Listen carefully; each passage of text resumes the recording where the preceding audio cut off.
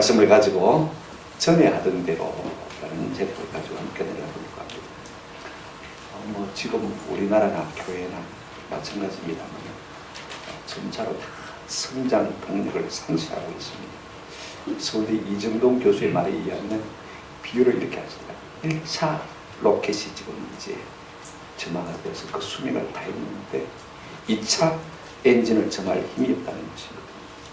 무슨 말이냐면 우리나라 경제를 볼 때는 그래서 이때까지 생산은 잘해서 돈은 조금 벌었는데 원천 기술이 없다는 것입니다.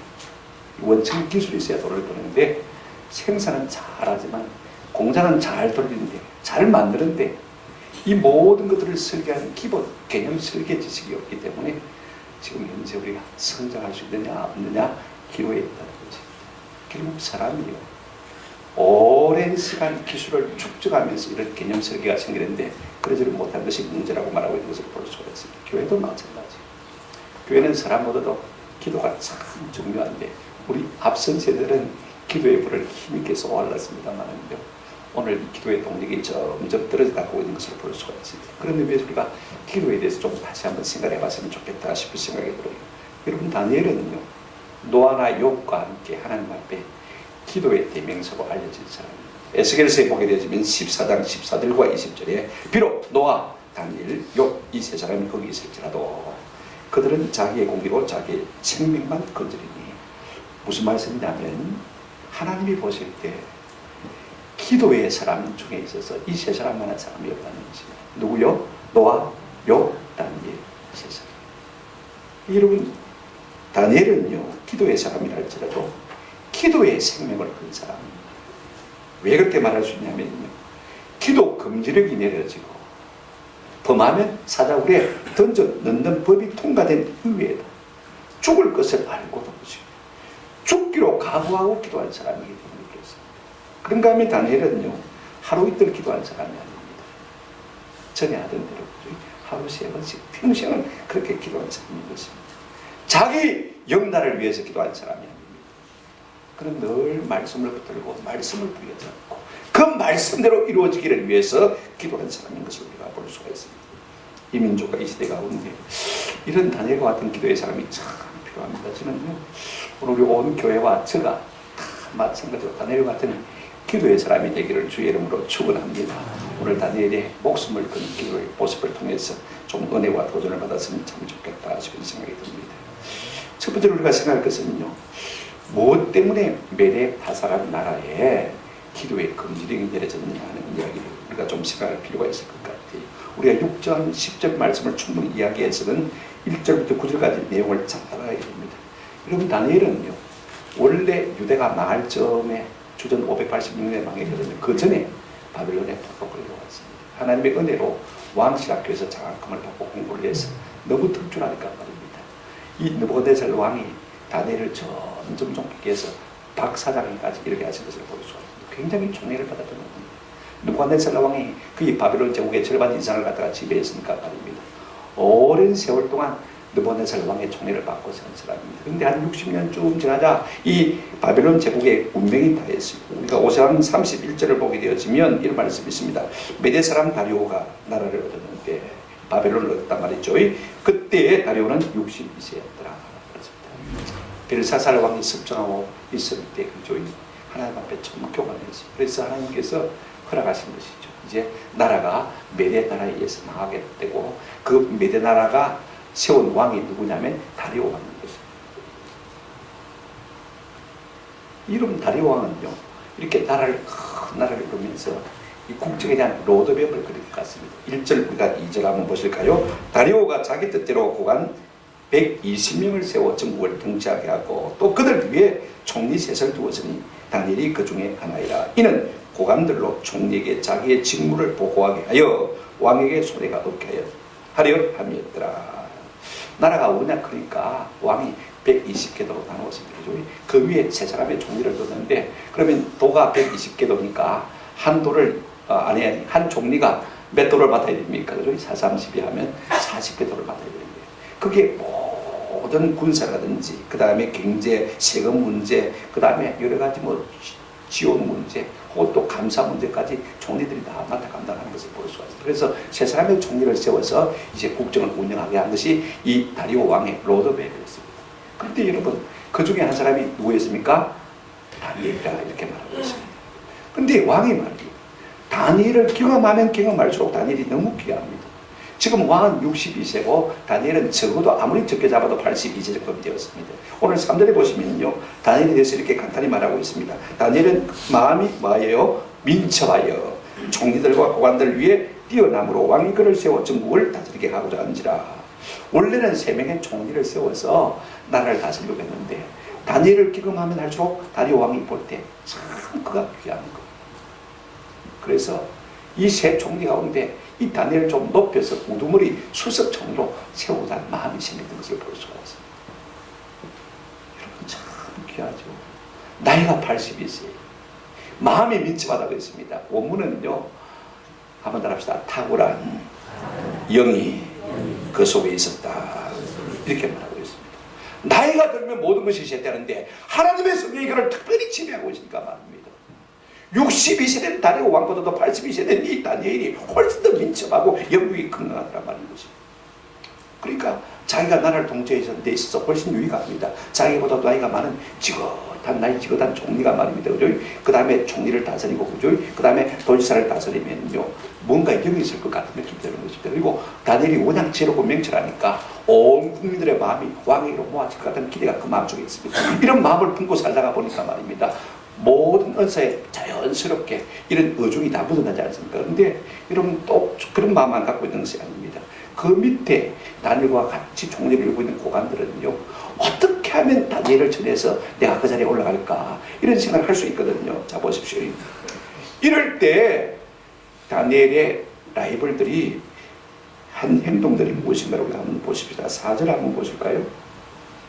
이에 총리들과 고관들이 국사에 대하여 다니엘을 고발할 근거를 찾고자 했으나 아무 근거 아무 허물도 찾지 못하였으니 이는 그가 충성되어 아무 그릇됨도 없고 아무 허물도 없습니다.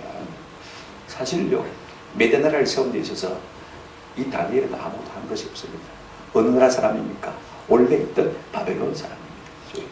자, 보십시오. 그런데 모든 고관 관리 대작들은 말입니다, 이 메대 나라를 세운 데 헌신을 한 사람입니다. 군사적으로도 마찬가지고, 그 다음에 왕의 참모로서 왕에게 많은 지원을 하지 않은 사람입니다. 이런 건 보십시오. 그런데 왕이 누구를 사랑합니까? 다니엘을 훨씬 더 사랑합니다. 구실의 인물입니다. 그죠? 바벨론 국가에 참 존경하던 사람인데 그를 왕이 총애하고 있는 것을 볼 수가 있습니다. 그러면 다른 사람이 볼 때는 어떻습니까? 죽수석 해주나? 그죠? 그럴 수가 있겠나 생각하는 것을 볼 수가 있습니다. 그래서 차차 뒷조사를 하게 됩니다. 두 가지를 하게 되는데 뭐 합니까? 밑조사를 다 하게 되죠. 오늘 본문에 보시면 뭐라고 했습니까? 찾고자 했으나 아무 근거 아무 허물도 찾지 못했다. 뇌물을 먹었는지, 아니면 친인척을 기용했는지, 아니면 낙하산 인쇄를 했는지, 부동산 투기를 했는지, 아니면 할매 문제가 없는지, 그죠? 다 뒷조사를 다 했습니다. 그런데 여러분, 아무 근거 아무 허물이 있다고 했습니까? 없다고 했습니까? 털어서 먼저 날 사람이 없는데 다니엘은 얼마나 깨끗했던지 말입니다. 아무 허물 아무 근거를 여러 경쟁자들이 하나도 찾지를 못한 것을 볼 수가 있습니다. 그래서 두 번째 뭐 했습니까? 털어도 허물이 없으니까 5절 보시기를 바랍니다. 그들이 이럴 때 이 다니엘은 하나님의 율법에서 근거를 찾지 못하면 그를 고발할 수 없느니라. 뒷조사를 해보니까 말입니다, 딱 일정한 시간만 되면 다니엘이 어딘가 사라지고 있거든요. 그래서 가만히 추적해보니까 저 집 밑다락에 올라가서 뭡니까? 기도합니다. 이걸 긁고 넘어지면 됩니다. 그래서 여러분 6절 7절 보시기를 바랍니다. 총리들과 고관들이 라이벌들이 다 모였습니다. 그를 전해야 자기가 한 자리라도 올라가니까 말입니다. 7절에 보시면 이런 말씀이 있습니다. 나라의 모든 총리와 지사와 총독과 법관과 관원이 문원하고 있습니다. 그러니까 좀 자기가 정치 야욕을 가지고 있는 사람들은요, 다 다니엘 때문에 하나가 된 것을 볼 수가 있습니다. 다 다니엘을 반대하는 입장에 있었습니다. 그래서 한 법안을 이제 왕에게 제시하는데 그게 뭐냐면요, 오늘 7절 한번 보시기 바랍니다. 그것은 곧 이제부터 30일 동안에 누구든지 왕 외에 어떤 신에게나 사람에게 무엇을 구하면 사자굴에 던져 넣기로 한 것이니이다. 그렇습니다. 여러분 한번 생각해 보십시오. 왕이 무슨 신입니까? 내한테 기도 안 하면 사자굴에 던져 넣겠다고 하니까, 여러분 우리가 상식적인 좀 괜찮은 생각의 왕이라면 한번 생각해 보십시오. 그거 안 된다. 내가 무슨 신인데 내한테 기도를 하냐? 말도 안 되는 법이다. 하지 말아야 되는데, 여러분 그렇게 거부할 수 없는 상황이 있었습니다. 자, 여러분 우리가 느부갓네살이요, 다니엘 2장에 보면 꿈을 꾸고 큰 환상을 보는데 한 신상을 보게 되어집니다. 그죠?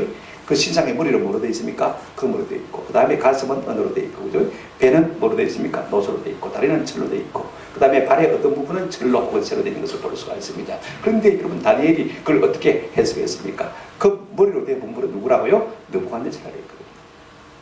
그 다음에 갈수록 못한 나라가 된다는 것을 말하고 있습니다. 나라가 작다는 말이 아닙니다. 여전히 바벨론 제국이 망하고 메대 나라가 됐습니다. 여러분 메대는요, 일반 역사는 메디아로 되어 있습니다. 그죠? 이게 큰 제국입니다. 그 다음에 곧장 망하고 바사 제국이 있었습니다. 여러분 바사는 우리가 원래 일반 역사에서는 페르시아 제국이라는 거죠. 페르시아 제국이 얼마나 큰 나라입니까? 그죠? 그런데 나라는 크지만은 그 왕의 영광은 금, 원, 그 다음에 노, 그죠? 철, 흙, 이렇게 점점점 못할 것이다라고 말하고 있는 것을 볼 수가 있습니다. 사실 70년 동안 바벨론 제국을 거의 절반을 다진 사람이 누구냐면 느부갓네살입니다. 이 느부갓네살의 향수가요, 지금 메대 제국에 그대로 오고 있습니다. 왕이 무슨 발표를 하면요, 전에는 안 그랬는데 늘 그렇게 말하는 것입니다. 무슨 말이냐면 느부갓네살에 대한 향수를 자꾸 넘기고 있다는 것입니다. 그 다음에요, 모든 메대 제국의 사람들이 걔도 다 알고 있는 것이 무엇이냐면 다리오 왕 다음에 누가 왕이 된다? 고레스가 왕이 됩니다. 사실 고레스하고 이 다리오 왕하고 같이 메대를 쳤고 이 바벨론을 쳤거든요. 근데 이 다리오 왕이 나이가 조금 많고 그 다음에 조카 사이니까 나이가 좀 어려요. 그래서 고레스가 스스로 내가 더 정복 전쟁을 할 테니까 당신이 왕위에 계시라고 그렇게 해서 사실 왕자를 비워준 데라 조금 더 다를 바가 없습니다. 그러니까 백성들은 뭘 알고 있냐면 누가 왕이 될 것이다? 고레스가 왕이 될 것이다. 그러니까 그 틈 사이에 낀 왕이 무슨 힘이 있겠습니까? 그죠? 아무 힘이 없는. 그러다 보니까 영이 쓰지를 않습니다. 근데 지금 신하들이 왕권 강화 차원에서 일을 하자는 거예요. 그러니까 왕이 지금 그러면 안 되는 줄 알면서도 마음이 솔깃한 것을 볼 수가 있습니다. 그래서 자 9절에 어떻게 했습니까? 9절 한번 보시기 바랍니다. 이에 다리오 왕이 조스에 왕의 도장을 찍어 몰래인이라 검령을 내리라 그랬습니다. 말도 안 되는 법안에 지금 도장을 훅 찍은 것을 볼 수가 있습니다. 자, 놀라운 것은 두 번째 우리가 생각할 것이 무엇이냐면요, 다니엘이 종이로 있으면서 이 모든 일의 과정을 다 알지 않습니까? 법령의 도장이 찍힌 것도 알고 이 법령이 세워진 이유가 자기를 쳐내기 위한 신하들의 음모라는 것도 자기가 다 알고 있습니다. 그죠? 그런데 여러분 보십시오. 10절 한번 보시길 바랍니다. 다니엘이 조스의 왕의 도장이 찍힌 것을 알고도 자기 집에 돌아가서는 윗방에 올라가 예루살렘을 향한 창문을 열고 전에 하던 대로 하루 3번씩 무릎을 꿇고 기도하며 그의 하나님께 뭐했더라? 감사했더라. 다니엘이 모든 걸 압니다. 아는데도 참 놀라. 여전히 전에 하던 것처럼 뭡니까? 기도하는 것을 볼 수가 있습니다. 여러분 그 법령이 무엇입니까? 다시 한번 우리가 법령을 생각하십시다. 7절에 보시면 이렇게 말하고 있습니다. 자, 이제부터 30일 동안, 얼마 동안요? 30일 동안, 평생이 아닙니다. 누구든지 왕 외에 어떤 신에게나 사람에게 무엇을 구하면, 여기 구한다는 말은 기도한다는 말입니다. 여기에 하나밖에 없는 아람어입니다. 12번 딱 다니엘서만 나오는데 오직 왕께만 기도하는 것이 법령.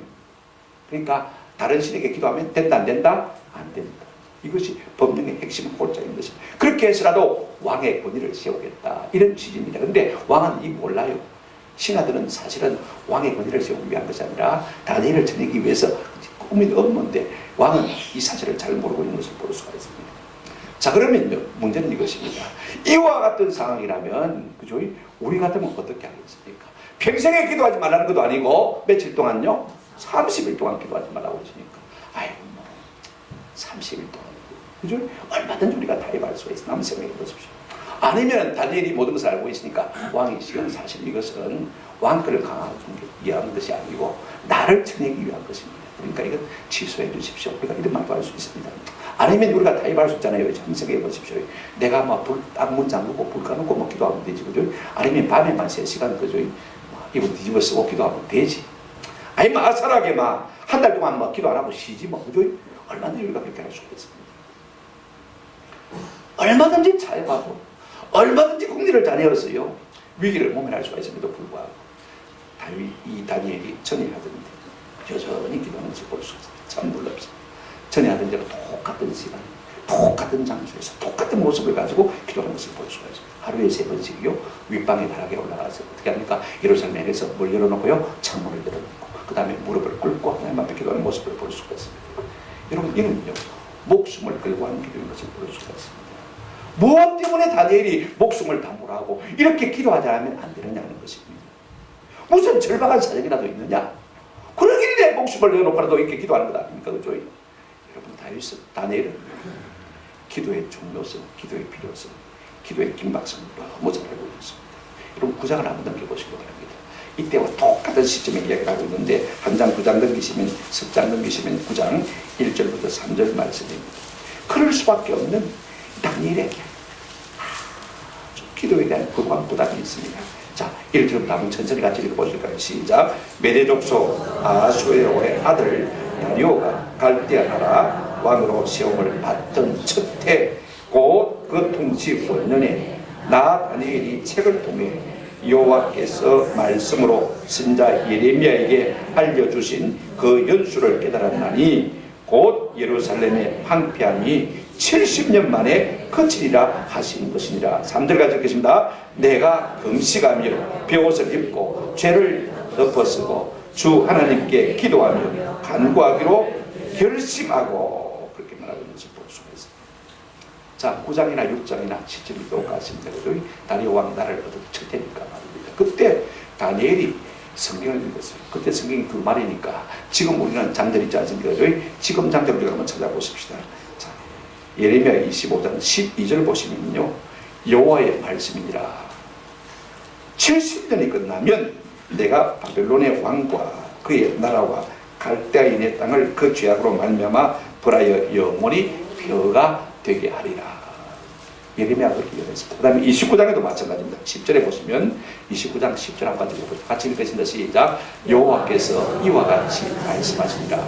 바벨론에서 70년이 차면 내가 너희를 돌보고 나의 선한 말을 너희에게 성취하여 너희를 그곳으로 돌아오게 하리라. 이 예언의 말씀을 지금 다니엘이 읽게 되었습니다. 다리오가 왕이 되었을 때, 하나님께서 70년 만에 이스라엘 백성을 포로해서 다시 예루살렘으로 돌리신다는 말씀을 가만히 계산하니까 2, 3년밖에 안 남은 거예요. 그래서 다니엘이 뭘 결심했습니까? 금식하고 죄를 뒤집어 쓰고 벼옷을 입고 마귀로요 이 일을 위해서 하나님 앞에 중보하며 기도하기로 뭐 했다고요? 결심한 거죠. 결심을 했는데 어려움이 와요. 내 환경이 좋지 못해요. 그렇다고 해서 포기할 수 있습니까? 할 수 없잖아요. 그러니까 다니엘이 지금 목숨을 내놓고도 지금 기도하는 것을 볼 수가 있습니다. 여러분, 성경에 이런 말씀이 있습니다. 똑같은 예루살렘 회복에 대한 말씀인데 제가 성경 길이가 읽을 수가 없고 에스겔 36장 37절 말씀 한 절만 읽어드리겠습니다. 주 여호와께서 이같이 말씀하셨느니라. 그래도 이스라엘 족속이 이같이 자기들에게 이루어 주기를 내게 구하여야 할지라. 하나님이 약속하셨어요. 그러나 그럼에도 불구하고 이스라엘 백성들이 하나님께 이루어 주기를 뭐 해야 할지라? 기도해야 할지라, 간구해야 할지라 말씀하고 있는 것을 볼 수가 있습니다. 말씀 참 좋습니다. 지금 다니엘은요 예레미야와 에스겔의 말씀을 통해서 이제는 70년 만에 이스라엘 백성을 복으로 돌려주시다는 약속을 확인하게 되죠. 그 약속을 붙들고 지금 기도하고 있는데 상황이 좋지를 못합니다. 다리오 왕이 검령을 내렸습니다. 기도 검령을 내렸습니다. 내 사정이 닦아니까, 내 코가 석자니까 내가 기도 안 해도 누가 하겠지, 그죠? 우리가 얼마든지 그렇게 합리할 수가 있습니다, 그죠? 다른 사람이 당연히 해야지. 지금 나는 기도하면 죽는데, 그죠? 그래서 그렇게 얼마든지 생각할 수가 있습니다. 그러나 다니엘은요 그렇게 생각하지 않았습니다. 그래도 나는 종이 좀 되니까 두루마리 성경에도 있고, 그죠?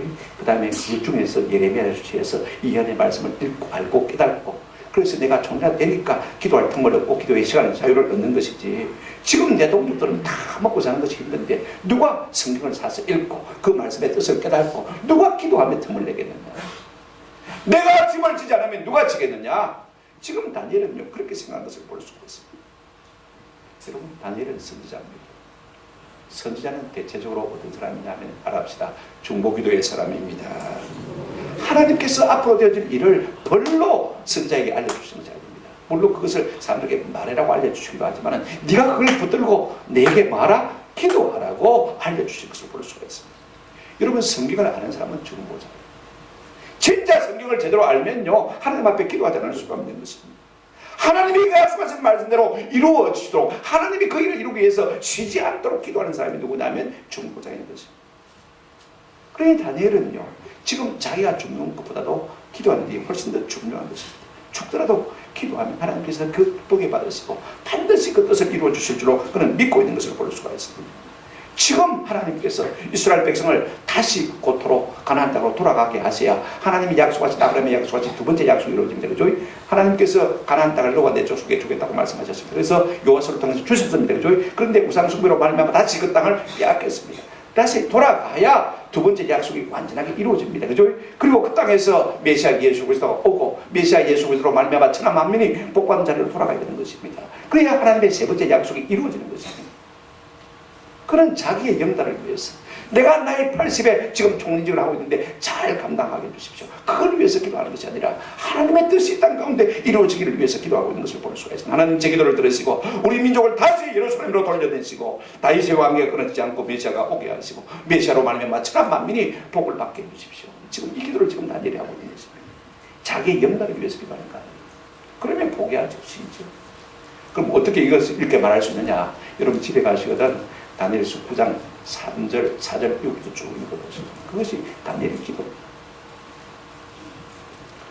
여러분 이스라엘 백성이 다시 예루살렘에 들어온 것이 다니엘의 기도 덕분인지 누가 합니까? 오늘 우리는 예언적인 감동을 참 좋아해요. 누가 좋은 말을 하면요 마음에 새기지 않습니다. 그러나 어떻습니까? 이 말씀이 내게 이루어지도록 기도하는 사람이 그렇게 많지 않다는 거지. 그러니까 그 예언의 말씀이 성취되는 것을 내가 누리지를 못하는 것입니다. 예언은요 정확하게 하나님의 가능성입니다. 하나님께서 그렇게 하시겠다는 의향인 것입니다. 절대적으로 그렇게 하신다는 말씀이 아닙니다. 가능성이고 하나님의 어중이 그렇다 그 말씀인 것입니다. 자, 그렇다면 한번 생각해 보십시오. 하나님께서 아브라함에게 소돔과 고모라를 멸하셨다고 했을 때죠. 근데 아브라함이 하나님 앞에 자꾸 물고 늘었습니다. 의인 50명만 있어도 나중에는 의인 10명만 있어도 멸하시겠습니까? 내가 의인 10명만 있으면 멸하지 않지. 그죠? 하나님 뜻을 바꾸신 것을 볼 수가 있습니다. 자, 히스기야에게 네가 유언하라. 죽고 살지 못하리라 말씀하셨습니다. 근데 하나님 앞에 다니엘이 히스기야가 간구하니까 어떻게 했습니까? 15년 동안 10명을 연장시킨 것을 볼 수가 있습니다.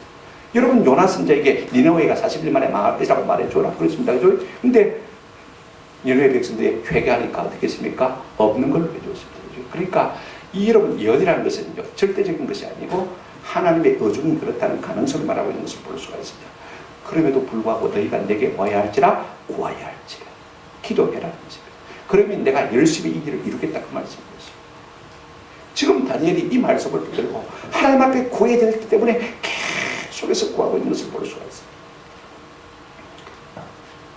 지난 우리 송구 영신 예배 때 여러분 올해 말씀 카드 하나씩 받으셨죠? 저는 막 인사하고 또 픽업하더라고요. 말씀 카드를 꼭 지급하고 그랬어요. 남은 거 있으면 내가 해야지 마음속으로 생각하고 다른 아침 일찍이라서 이제 서재로 올라오고 오는데 보니까 엘림심도 앞에 카드 하나 들어져 있어요. 왜 이걸 들어들었지 하고 읽어보니까 욥기 5장 18절 말씀이 다 적혀 있습니다. 하나님은 아프게 하시다가 삶이 있습니다. 상하게 하시다가 그의 손으로 고치십니다. 그 순간 막 할렐루야가 들어오지 않았어요. 하나님 말씀을 지었습니다. 자동적으로 기도가 됐습니다. 하나님 아프게 하시다가 삶이 있습니다.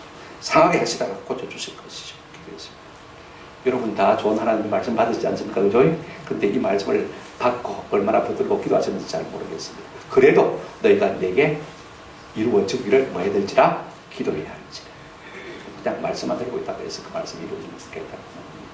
하나님의 어중이 그렇지만은 그러나 이 말씀을 우리가 들고 기도할 때 이 말씀의 성취를 누리고 맛볼 수 있는 은혜를 우리가 누리게 될 줄로 믿습니다. 그렇습니다. 아무리 약속이 있어도요 그 약속의 말씀을 끌어안고 기도해야 할 중보자가 필요한 것입니다. 다니엘은 이것을 알았어요. 아무리 지금 내 상황이 좋지 못하지만은 그러나 내가 이 말씀을 붙들고 내가 기도하지 않으면 누가 기도하겠느냐. 내 여건, 내 시간, 행편이 어떻다든지 간에 하나님의 약속을 끌어안고 기도하는 사람이 있어요. 여러분 우리 자신이 살고 우리 가정이 살고 교회가 살고 나라와 민족이 사는 역사가 일어날 줄로 믿습니다. 아무리 앞서서 일하는 사람이 많아도요 여러분 우리가 뒤에서 기도해 주지 않으면 그 사람이 근데 한계를 뛰어넘지 못합니다. 맞습니까? 우리 찬양대가 아무리 잘해도 뒤에서 기도하는 사람이 있어요. 교사들이 아무리 열심히 해도 뒤에서 중보기도 있는 사람이 있어요. 하나님 아버지 저들의 은사를 날마다 불붙어서 일으켜 주시고 성령의 기름을 한량없이 부어주셔서 우리 하나님을 찬양하는 탁월한 능력이 나타나게 도와주십시오. 계속 기도해 줘야 되는 것이죠. 그 기도가 참 중요합니다. 앞서서 일하는 사람만 중요한 것이 아니고 모세처럼 뒤에서 그죠? 여호수아가 앞에서 전쟁하는 것을 바라보면서 기도하는 사람도 필요한 것을 볼 수 있습니다. 다니엘은요 지금 이 모습을 취하고 있는 것을 볼 수가 있습니다. 그래서 목숨을 건 중보기도자가 되는 것을 볼 수가 있습니다. 오늘 우리 가운데 다니엘 같은 중보기도의 영이 충만하시기를 주의 이름으로 축원합니다. 누가 알아주는지 알아주지 않을까. 내 형편과 여건과 상황이 어떤지 간에 내가 결심하고 하나님 앞에 중보자로 쓰임받겠다. 이것을 신실하게 이루어 나가시기를 주님의 이름으로 축원합니다. 그러면 이와 같은 힘이 어디서 나오느냐? 세 번째로 한평생 하루에 3번씩 기도를 쭉쭉 떼는 다니엘의 기도의 모습을 우리가 한번 생각해 보십시오. 자 보십시오. 죽을 것을 알고도 그죠? 똑같은 시간에 똑같은 장소에 똑같은 모습으로 기도하는 모습을 우리가 볼 수가 있습니다. 어떤 모습입니까? 한번 10절 말씀을 다시 한번 보시기 바랍니다. 6장 10절 한번 보십시오. 6장 10절 찾았으면 다시 한번 같이 읽고 정리하고 마치도록 하겠습니다. 6장 10절 찾았습니까? 시작. 다니엘이 이 조스의 왕의 도단을 지킨 것을 알고 자기 집에 돌아가서 윗방에 올라가 예루살렘으로 향한 창문을 들고 전에 하던 대로 하루 3번씩 무릎을 꿇고 기도하며 그의 하나님께 감사했더라. 여러분 다니엘은 평생에 일정한 기도의 장소가 있었던 것을 볼 수가 있어요. 자기 집에 들어가서 어디 올라갔습니까? 윗방에. 옛날 분에게는 다락에 올라갔다고 볼 수가 있어요. 좀 더 높은 설정이었어요. 여러분 종이니까 말입니다. 집도 크고 방도 많았겠죠. 그죠? 그러나 여러분 집도 크고 방도 많다고 해서 기도에 골방을 가는 사람이 꼭 있는 것은 아닙니다. 저도 위에 주변의 사람 주변에 보니까요. 방이 4-6개 돼도 말입니다. 거기에 어떤 데는 골프장 가득 있고 어떤 데는 낚싯대 가득 있고 그런 집은 있어도 기도에 방 가득 있는 사람 별로. 불교 신자들은요. 어지간하면 골방 같은데 전부 작은 법당집이라 보는 것을 제가 보았어요. 오늘 예수 믿는 사람 가운데 불교 신자보다 못한 사람들이 훨씬 더 많다 싶은 생각을 제가 많이 하게 되었습니다. 부탁입니다. 여러분 조용한 골방에 여러분 기도의 장소나 마련하시는 은혜가 있기를 주의 이름으로 축원합니다. 그는 제가 기도의 장소를 것을 볼 수가 있어요. 여러분 존 웨슬리를 키운 어머니 수산나는 16명의 아이를 키웠습니다. 집도 가능하고 방도 없습니다. 그죠? 그러니까 늘 북에서 살았어요. 16명 해밀하면 북을 떠날 시간이 없지 않습니까? 그러다가 기도해야 될 시간이 되면요. 자기 앞치마를 뒤집어서 머리까지 끄집어 올리고 그래 기도가 얘들아 내가 하나님 만나는 시간 그러니까 이 시간만큼은 좀 조용히 해. 그렇게 해서 기도의 장소를 가지고 있어요. 두 번째로 여러분 다니엘은요. 일정한 기도의 시간을 가졌던 사람입니다. 전에 하던 대로 하루 몇 번씩요? 3번씩 평생 그렇게 했다는 것입니다.